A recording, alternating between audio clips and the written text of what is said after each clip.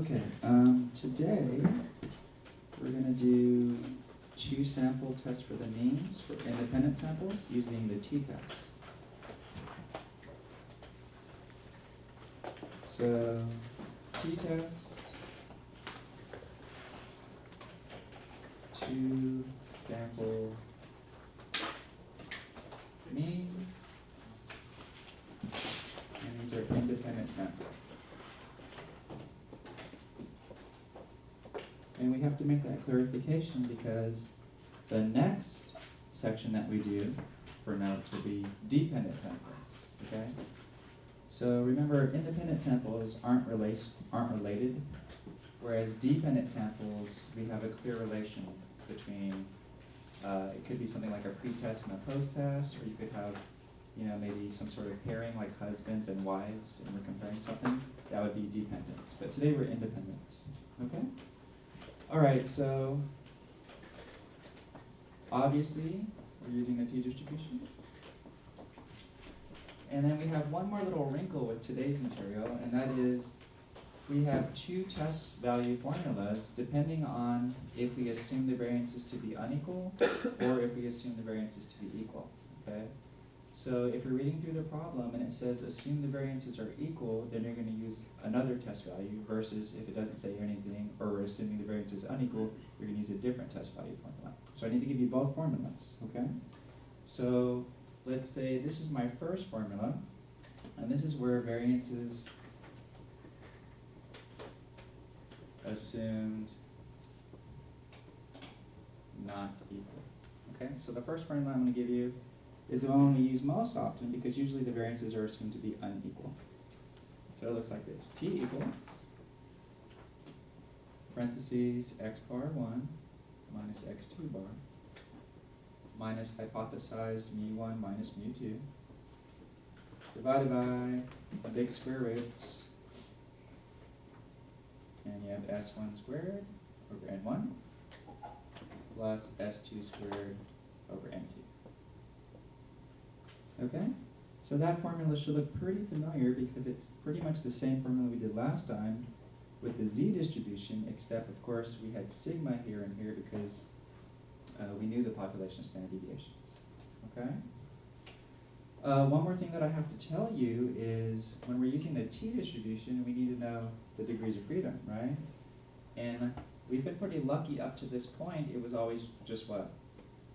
N minus 1, right? How come it can't be just n minus 1 for this particular problem? 2 different samples. Yeah, there's 2 samples. Okay, so we can't just say n minus 1. It's like, well, what sample are you talking about? Okay?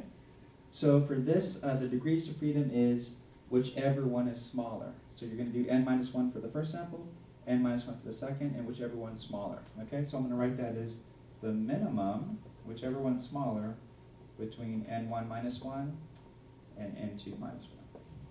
Okay? So technically it's still n minus 1, but it's the smaller sample n minus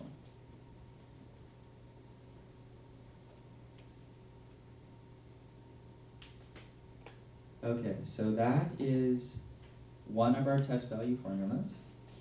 The other formula is going to look a little bit different, and that's if in the problem itself it says assume the variances are equal, we're going to have a little different formula. Okay, so make sure to get this one down, and let me erase this and give you the other formula too.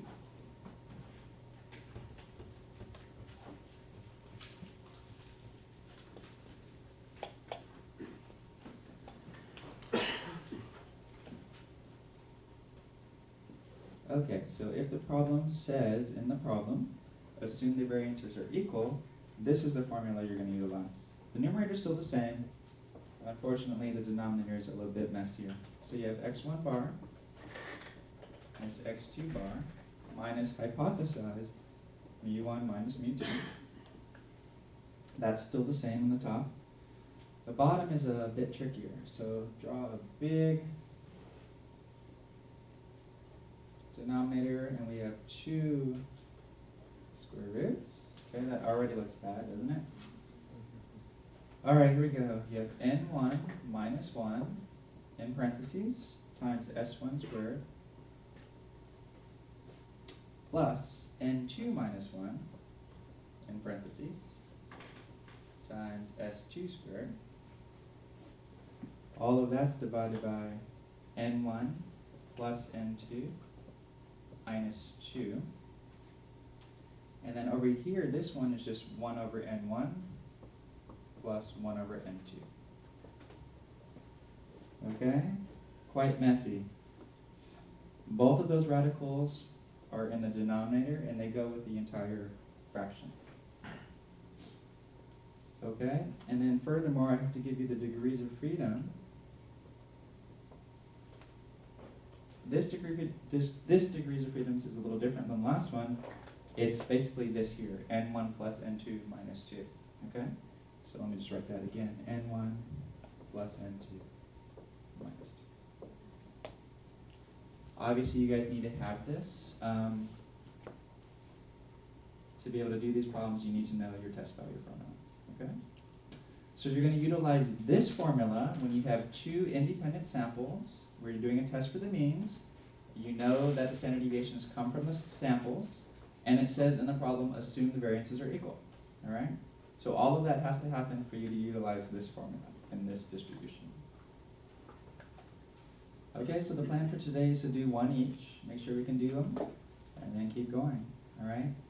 Just so you know, for your next test, you're going to be allowed a full sheet of paper front and back, and basically you're going to have to write down all of these test value formulas, right? Because I don't expect you to memorize them, but you're just going to have to write, you know, two sample t-test formula test value, right? Stuff like that. So start compiling what you're going to need to have for your note sheets for the next test, okay?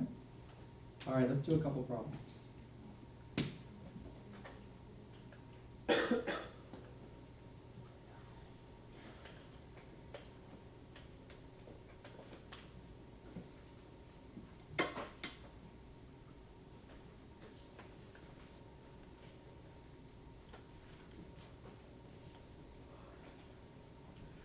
All right, the first example here says, a researcher suggests that male nurses earn more than female nurses. A survey of 16 male nurses and 20 female nurses reported the following data. Is there enough to support the claim that male nurses earn more than female nurses? Use alpha equals 0.05. Okay, so we have some data here, and the question is, example 1, males earn an average salary more than female.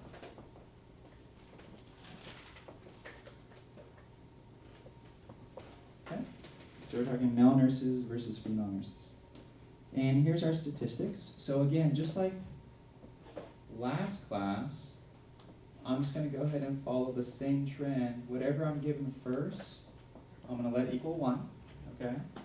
So in this case, I'm given males first, and then whatever I'm given second, I'm going to let that equal 2, and I'm going to keep that throughout the problem.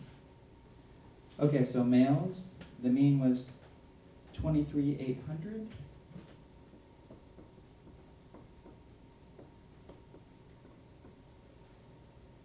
The standard deviation was 300. And the sample size was 16. Okay, so right away, since I'm labeling males to be 1, I'm going to put a little 1 for all of these. Okay, X bar 1, S1, and N1. Then over here on the females, we have X bar is 23,750. We have S is 250, and N is 20. And I'm going to label all of those as 2s. Okay? So the question is, do male nurses earn more than female nurses at alpha equals 0.05? Okay. So let's start gathering a few things. We have 2 samples here. It's clearly 2 samples. We're talking about average salaries, so we're talking about means, okay? Between Z distribution and T distribution, how do I know for sure that I'm using T distribution?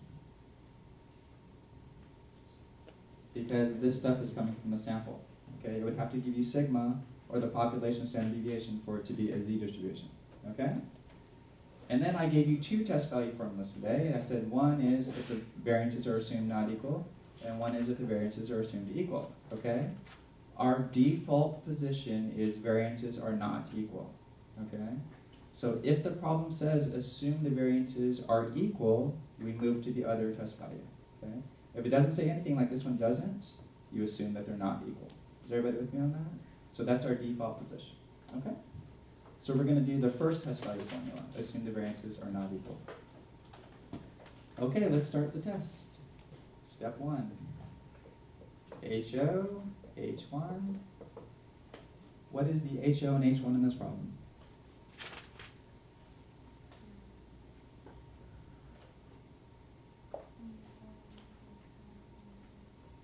So males is 1, and we're saying males more than females, right? So how do I write that in math? Mean of the males, bigger than females. It's greater than mu2. mu2. And this is the claim. Okay? Then I go to HO and I do the opposite, right? So mu1 less than or equal to mu2. HO always has the equal sign, and that's what I've memorized. Okay, this tells me it's a right-tailed test. So we're in the t distribution. We're doing a right-tailed test. We're going to put 0.05 area in that right tail. And we need to look at that critical value, okay? What degrees of freedom am I going to utilize for this particular test? One sample had 16 guys, one sample had 20 girls. The guys. I'm going to go with the guys and do n minus 1 on that, right? So 15. Whichever one was smaller, that's what we're using. Okay? Now you open your t-distribution table, you go to 0.05 area in one tail, you go down to 15 degrees of freedom, and let's read off that number. 0.05 in one tail, 15 degrees of freedom, and what do you guys get? 1.753. Yes, 1.753. So this is a right-tailed test. So I'm leaving it at 1.753. If it was left-tailed, obviously it'd be negative 1.753 for the t-distribution. Okay, I'm done with step 2. Great. Step 3. I just had it on the board like 5 minutes ago. You have to plug in the values into that formula, right? The first one that we did. So go ahead and take a few minutes, start plugging in the values into that formula, and I will do the same on the board, and then let's compare answers. So step 3 is a test value.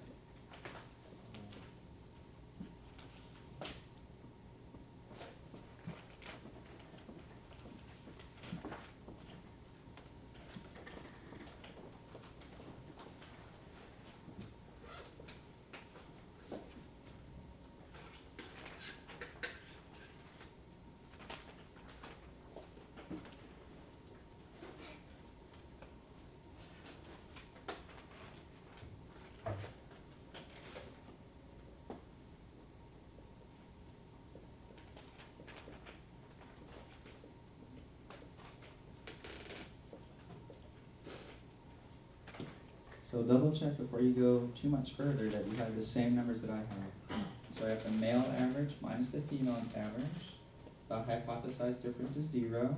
I have 300 squared over 16 plus 250 squared over 20 in the square root in the bottom. Okay? If you have all that lined up, go ahead and take it to your calculator and see what we get here.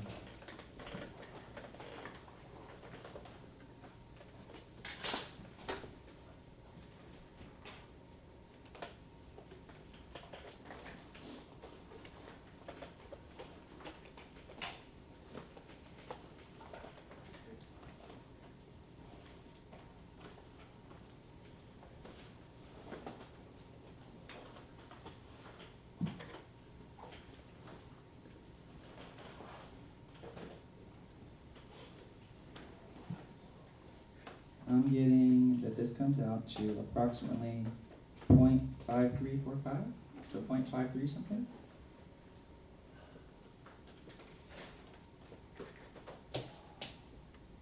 So double check that when you plug this into your calculator, you get approximately 0.5345. And then we're just going to plot that guy down on this graph over here. So 0.5345 is approximately here, close to 0. It's not anywhere close to my rejection region, so step 4, do not reject HO.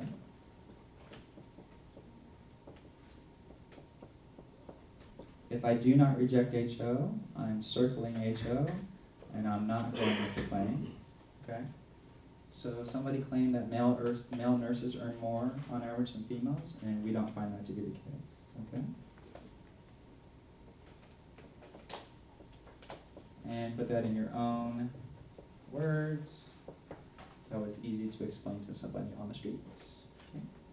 Somebody claimed that male nurses earn an average salary more than female nurses. We don't find that to be true. Questions on that problem?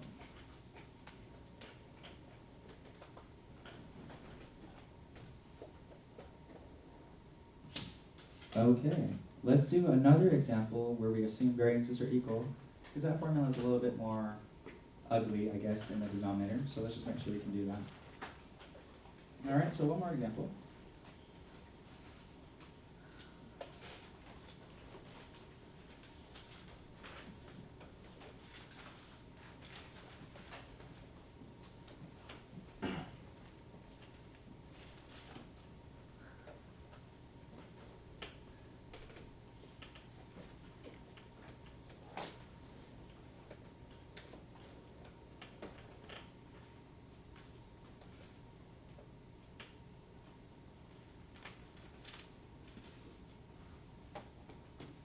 Okay, an instructor thinks that math majors can write and debug computer programs faster than business majors.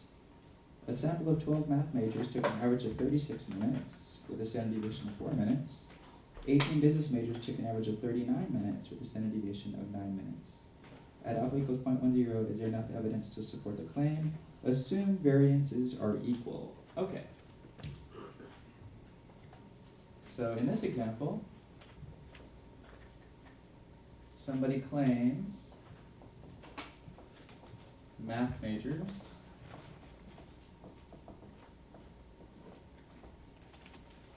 can program and debug faster than business.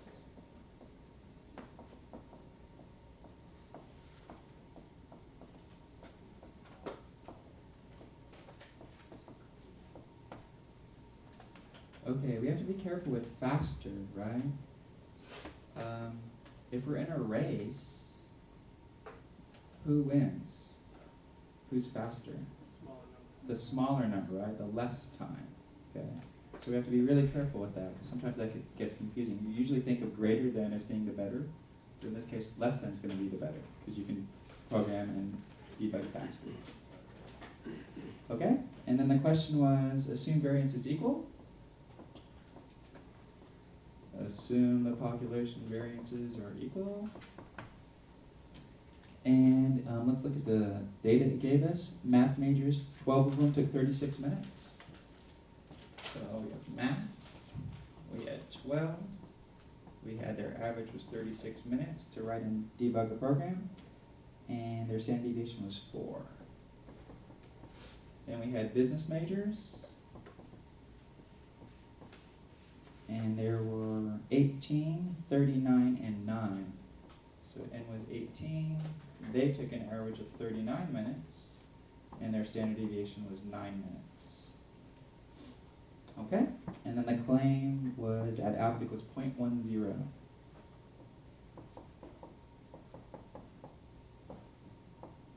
Okay, so again, if I'm taking the test and I'm reading this problem, I see there's 2 samples. That's pretty clear, okay? The next thing I see is we're talking about average time it takes to write and debug the program. Okay, so we have 2 samples and we have average. So it's a 2-sample mean test, okay? Then the question is it a z-test or a t-test? Well, this is clearly a t-test because we have x. Standard deviation is coming from the sample, okay? Then once I know that it's a t-test, I say, okay, is this assume the population variances are equal or assume the variances are not equal? Well, it tells me in the problem, assume the variances are equal. So that tells me what test value formula to utilize, okay? So I use all of those facts and little hints to help me get to which problem I'm doing.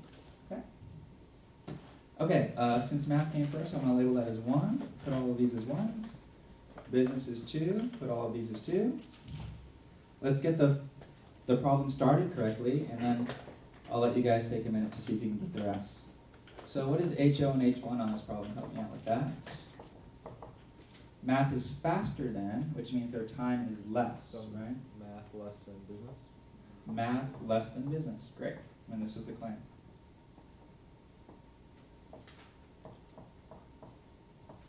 Okay, so that's the first step. Step 2 means this is a left-tailed test. And alpha's 0.10. So draw a t-distribution. You have 0.10 area. It's a critical value on the left side, which means it's going to be a negative value, right?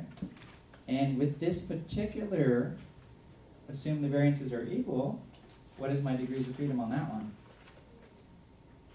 N1 plus N2 minus 2. So I have 12 plus 18, which is 30. 30 minus 2 is 28. Okay, so look at your t-distribution. One tail area is 0.10, 28 degrees of freedom. And what do you read? 1.313? Does everybody see that? It's on the left side, so negative 1.313. Okay. The next step is kind of a big one, right? I highly recommend splitting it up into 3 sections. Numerator, radical 1, radical 2. Okay, so let's see if you can do that.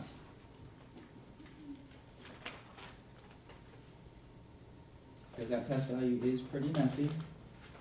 So let's just take our time on it and see how we do.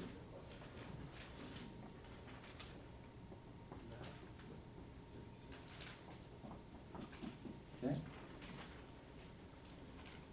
So what do I have in the top? Math minus business, right? So 36 minus 39, that's not too bad. So negative 3 minus 0. So everybody gets negative 3 for the numerator. Is that okay?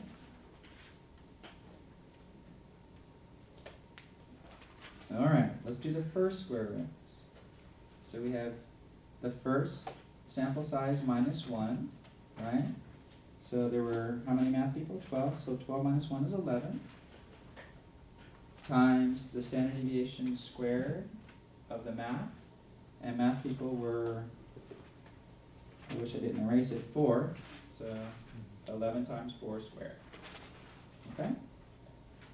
Plus, the business people, there were 18, right? So 17 times their standard deviation was 9. So 17 times 9 squared. And all of that is over 28. Because that 28 was the N1 plus the N2 minus 2, right? Which we already did. Because it's the same as the degrees of freedom. Okay?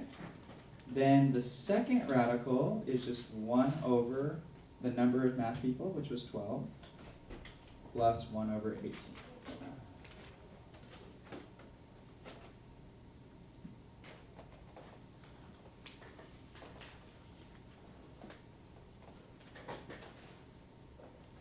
There's a lot of ways that you could go wrong on this, okay? So I think the easiest thing to do, obviously the top is just negative 3, so let's just go negative 3 there. Okay? And then can you just handle this part that I circle? See what that comes out to be, okay? So in your calculator, just do that.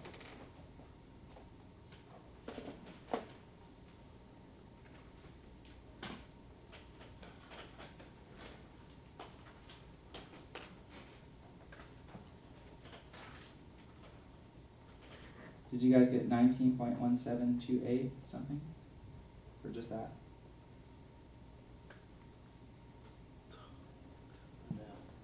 No. All right, maybe I messed up. Got to be super careful.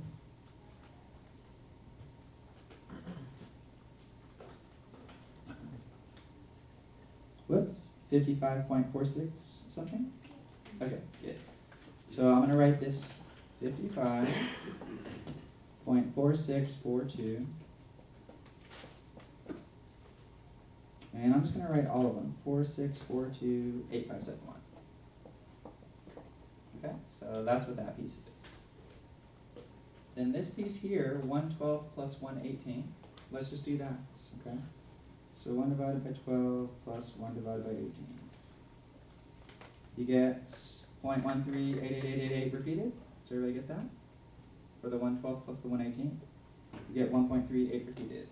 So that's 1.3 and just a bunch of eights. Okay, so what's going to happen is we're going to do the square root, or one of the rules of square roots is you can multiply this guy by this guy first and then do the square root of the whole thing, okay? So I think that might be easier. So let's multiply this circle times this circle and then just take the square root of that, okay? Or you can type square root, open parentheses, this times this, close parentheses, okay?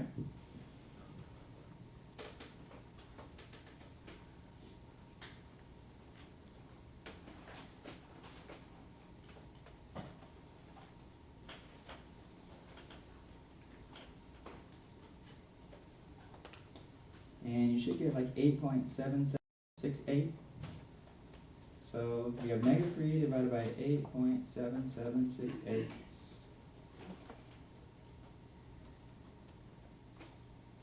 I'll go a couple more decimals. 8.7768, 86103. And then finally, just put that in your calculator, and whatever that is, we can round off to 4 decimal places. And only in the very last step do you want to round off.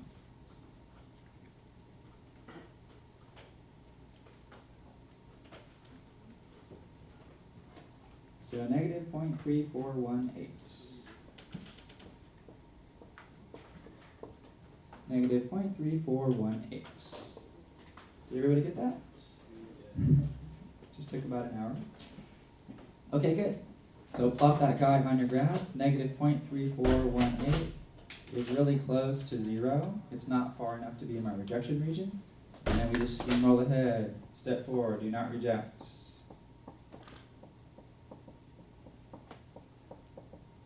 If I do not reject with HO, I'm going with HO, and I'm crossing out, and again, we don't agree with the claim.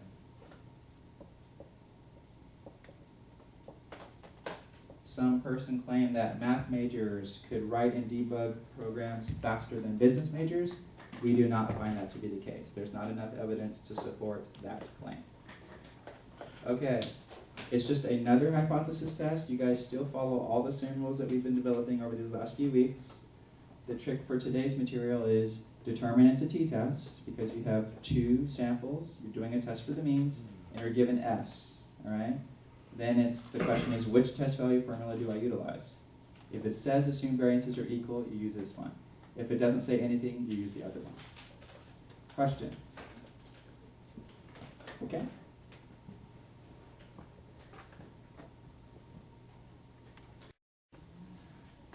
So let's go back for a second.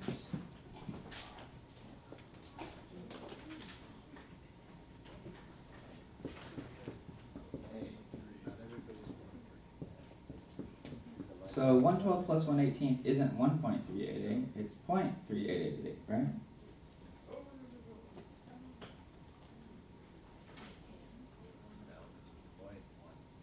No, it's 0.1388, okay. So that's going to cause problems. So 0.138888. Okay, so do 55 point blah blah blah times 0.138888. See what happens.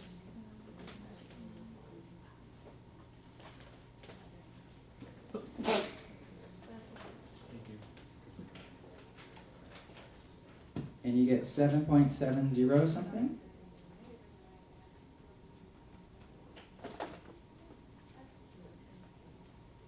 And we're going to take the square root of that, okay?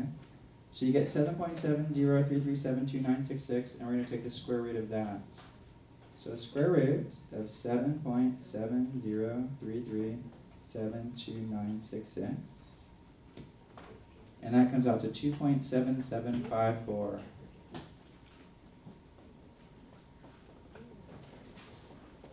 $2.775495. 085. Okay? I'm kind of a stickler. I just keep all of the decimal places until the very, very end. Then you can round off. So now negative 3 divided by a second answer. And you get negative 1.08. So everybody get that.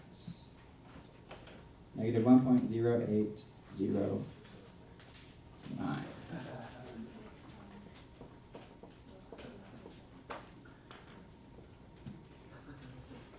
Let me make sure that actually people got that number. Yeah. Yes? Yep, I got it. Negative 1.0809? Okay. So now go back. What was my critical value?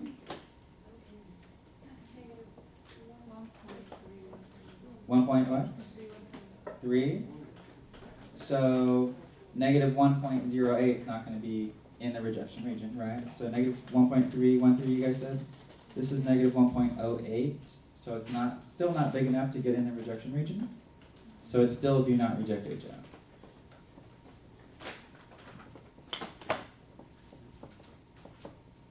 Okay? And so, again, you're not going with the thing. Okay, please fix that. Sorry about that mistake.